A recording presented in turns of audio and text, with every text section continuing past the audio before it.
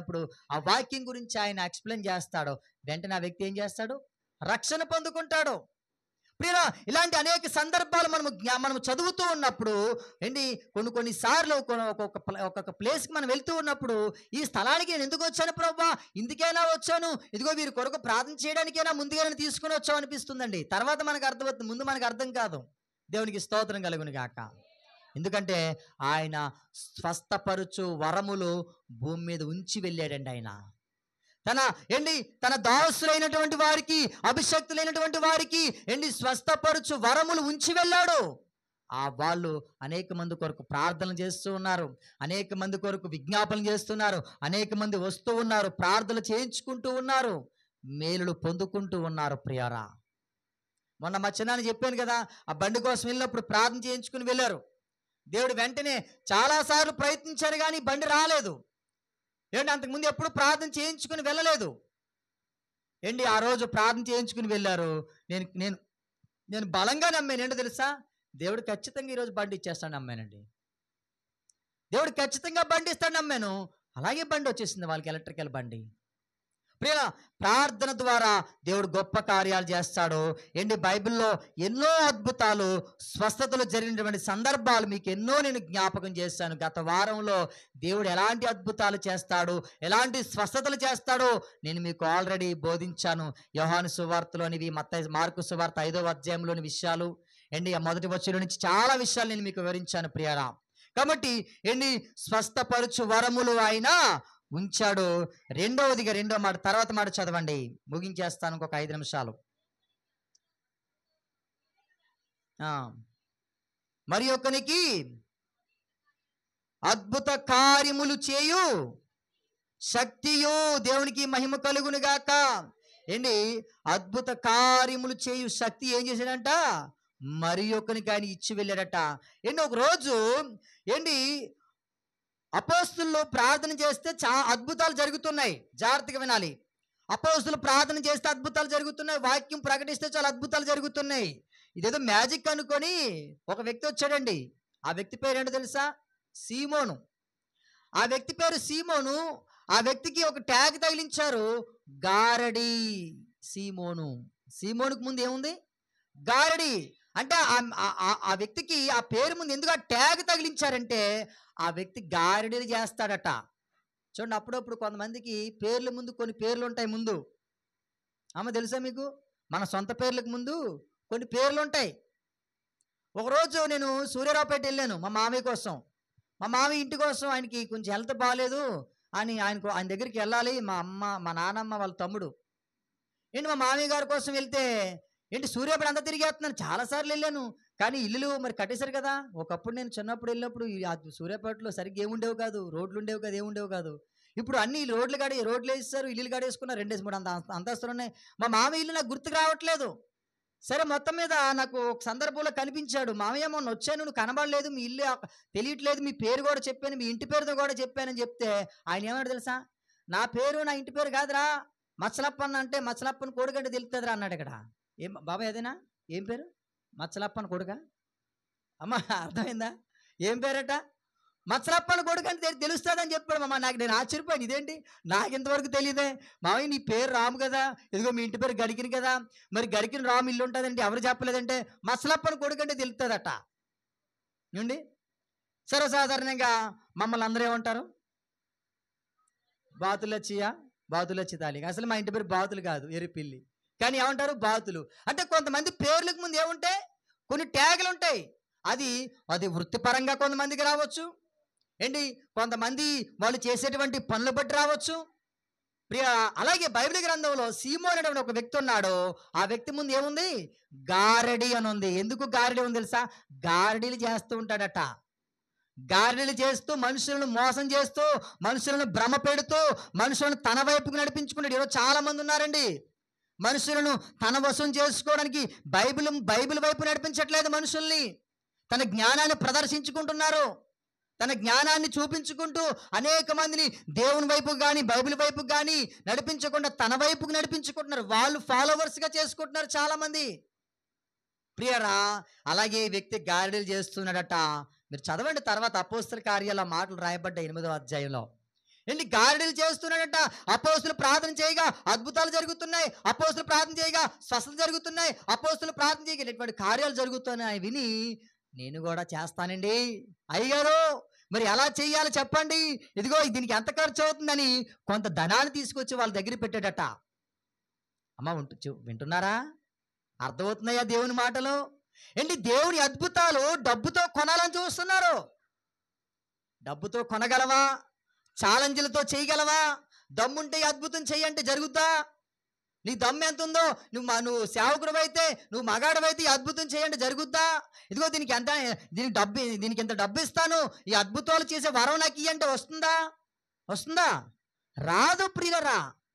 జ్ఞానం లేని వారు మాట్లాడే మాటలు ప్రియరా ఏంటి, అది దేవుడు శక్తి అని చెప్పాడు బైబిల్లో. ఏంటి, అద్భుతములు చేయు శక్తి అనుగ్రహిస్తున్నాడు ఆయన, అనుగ్రహిస్తున్నాడు. అద్భుతాలు చేసే శక్తి ప్రియరా, అది దేవుని దగ్గర నుండి మాత్రమే వస్తుంది ఆ శక్తి, అది మనుషుల దగ్గర నుండి వచ్చేది కాదు. ఏంటి, అది నమ్మలేరు కొంతమంది, కానీ అది దేవుని దగ్గర నుండి వస్తుంది ఆ శక్తి.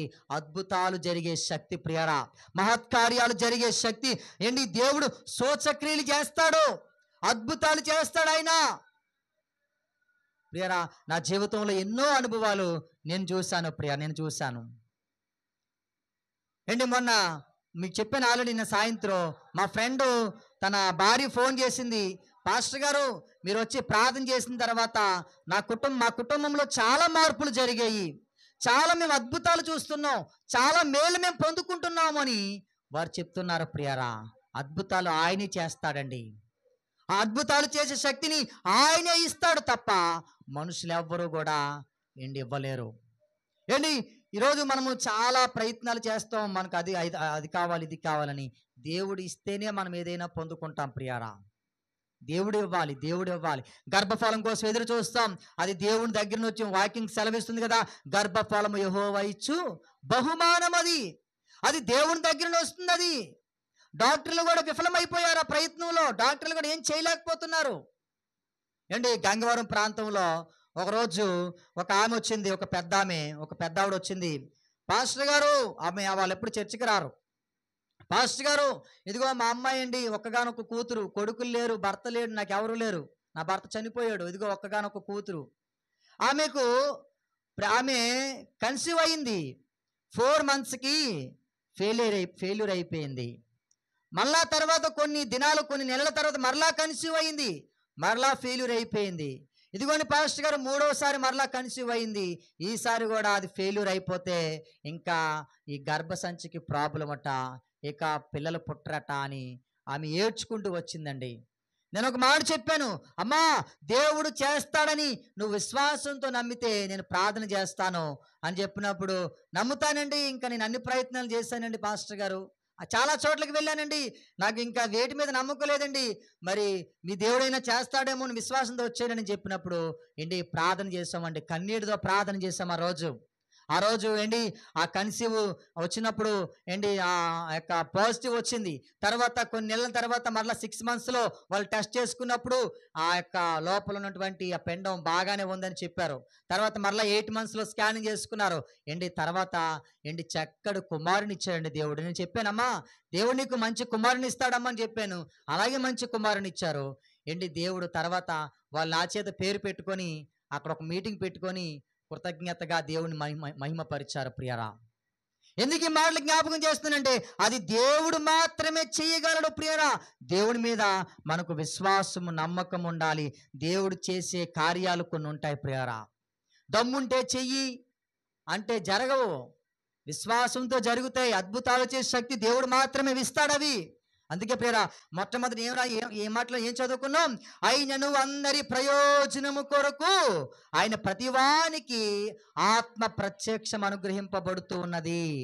కృపావరముల గురించి మీకు తెలియకుండా నాకు ఇష్టం లేదు, వీడి గురించి మీరు తెలుసుకోవాలి, మీరు అనుభవించాలి. ఒక్కొక్క కృపావరాన్ని మీరు కలిగి ఉండాలండి. రాత్రి మీకు చెప్పాను కదా, మీరు మందిరానికి వచ్చి వెళ్ళిపోతే ప్రయోజనం ఏముంది? ప్రయోజనం ఏమీ లేదు. రోజు మీ ఆయన డ్యూటీకి వెళ్తున్నాడమ్మా, జీతం తీసుకురావట్లేదు, పంపిస్తామా మరలా డ్యూటీకి? జీతం ఏమి తేవట్లేదు, ఉద్యోగానికి పంపిస్తామా?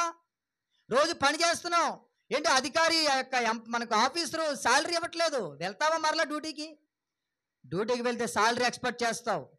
మరి దేవుని సన్నిధికి వచ్చిన తర్వాత నువ్వు ఏం నేర్చుకుంటున్నావు, ఏం తీసుకెళ్తున్నావు ఇక్కడ నుంచి? ఖాళీగా వస్తున్నావు, ఖాళీగా వెళ్ళిపోతున్నావు, ఖాళీగా వస్తున్నావు, ఖాళీగా వెళ్ళిపోతున్నావు. దానివల్ల ప్రయోజనం ఉందా? ప్రయోజనం లేదు. మన ఆధ్యాత్మిక జీవితానికి ప్రయోజనం లేదు, మన వల్ల సమాజానికి ప్రయోజనం లేదు, మన వల్ల సంఘానికి ప్రయోజనం లేదు. ఈ మాటలు మనం విని మనము ఆలోచించాలి. ప్రభువా, ఈరోజు నువ్వు నాతో మాట్లాడావు. ఖచ్చితంగా దేవుడు ప్రతి ఒక్కరితో మాట్లాడతాడు. ఆయన ఎవరిని విడిచిపెట్టి అందరితో మాట్లాడతాడు. అందరితో మాట్లాడే దేవుడు ఆయన. నేను మాట్లాడితే కొంతమందితో మాట్లాడగలనండి. ఎంతమంది వైపు చూడగలను ఒకసారిగా? ఇలా చూస్తే వీళ్ళు కనబడరు, ఇలా చూస్తే వీళ్ళు కనబడరు. ఒకవేళ ముందు చూస్తే వెనుకున్న వాళ్ళు కనబడరు, వెనుకున్న వాళ్ళు చూస్తే ముందున్న వాళ్ళు కనబడరు. కానీ ప్రియరా, దేవుడు అందరిని ఒకేసారి చూడగలడు. ఆయన అందరితో ఒకేసారి మాట్లాడగలడు. ఎవరికి ఏ మాట అవసరమో, ఎవరితో ఏం మాట్లాడాలో అన్నీ మాట్లాడతాడు ఆయన. అందుకే ఆయన మాట్లాడే దేవుడు అండి. ఆయన జీవము గల దేవుడు. ఆయన మనకు సరిగ్గా అర్థం కాక ఆయన్ని మనము సరిగ్గా ఆయన వైపు మన దృష్టి పెట్టలేకపోతున్నాం. ఆయన అందరినీ ప్రేమించే దేవుడు. అందరినీ ప్రేమిస్తాడండి, అందరినీ ప్రేమిస్తాడు ఆయన. ఆయన్ని మనసులో ఉంచుకో, నీకు దేవుడు చేసిన కార్యాలు నీకు అర్థమవుతాయి. ఆయన జ్ఞాపకం చేసుకో, దేవుని పట్ల ఏ మేలు చేశాడు నీకు అర్థమవుతుంది. ప్రియరా, ఆయన ప్రేమించే దేవుడు. మనకి ఏ సమయానికి ఏం కావాలో ఆయన అనుగ్రహించే దేవుడు. ప్రియరా, మనము సంవత్సరాల తరబడి మందిరానికి వచ్చి ప్రయోజనం లేకుండా ఉంటే దేవుడు బాధపడతాడే తప్ప దేవుడు సంతోషించడు. ఒక చిన్న ఎగ్జాంపుల్ చెప్పి నేను ముగించేస్తాను. ఒక ఇద్దరు దంపతులకి ఒక కుమారుడు పుట్టాడు. జాగ్రత్తగా వినాలి. ఒక కుమారుడు పుట్టాడు. ఒక నెల రోజుల వరకు ఇంకా ఏమి రాకుండానే ఏమంటాం హాస్పిటల్లో, ఒక్కటేస్తున్నాడండి, చూసేస్తున్నాడండి, నా వైపే చూస్తున్నాడండి అంటావా లేదా? పిల్లలు చూసి 14 అబ్బాయి ఉన్నాడు, ఏం చెప్తున్నాడు, ఇంత పుడతాడు, ఇంకా 2 నెలలు కూడా పూర్తిగా లేదు, 2 జానాలు కూడా లేడాడు. ఆయన గురించి ఏమంటున్నారు? నా వైపు చూస్తున్నాడు, నా మాటలు వింటున్నాడు, నా మాటలు గోకొడుతున్నాడు అంటారు. ఒక 6 నెలల తర్వాత లేదా ఒక సంవత్సరం తర్వాత పిల్లోడు అలాగే ఉండిపోయాడు అనుకోండి, అంత ఆనందం ఉంటుందా? ఎంత సంతోషం ఉంటుందా? ఒక 10 సంవత్సరాల తర్వాత ఇంకా ఏమీ రావట్లేదు, అమ్మ అని రావట్లేదు, నాన్న అని రావట్లేదు, ఈ శరీర అవయవాలు ఎదగడం లేదు. ప్రియరా, ఆ తల్లిదండ్రులు సంతోషిస్తారా? చిన్న మాట చెప్తాను. నా ఫ్రెండ్స్లో నేను ఎక్కువ సందర్భాలు నా ఫ్రెండ్స్ కోసం జ్ఞాపం చేస్తున్నాను కదా. నాతో చదువుకున్న వారు అందరి దగ్గర తిరిగేశానండి. ఇంకా కొంతమంది దొరకలేదు. చెప్పాను కదా, ఒక మంది డాక్టర్, ఒకడేమో ఎంప్లాయ్ అయిపోయాడు, ఒక్కొక్కడు లాయర్ అయిపోయాడు, ఇలాగా చెప్పాను కదా. అయితే మొన్న ఒక చెల్లి దగ్గరికి వెళ్ళాను. చెల్లి దగ్గరికి వెళ్తే ఆమె ఏం చెప్పిందంటే, అన్నయ్య ఇదిగో మా అక్క మ్యారేజ్ అయ్యింది, భార్యను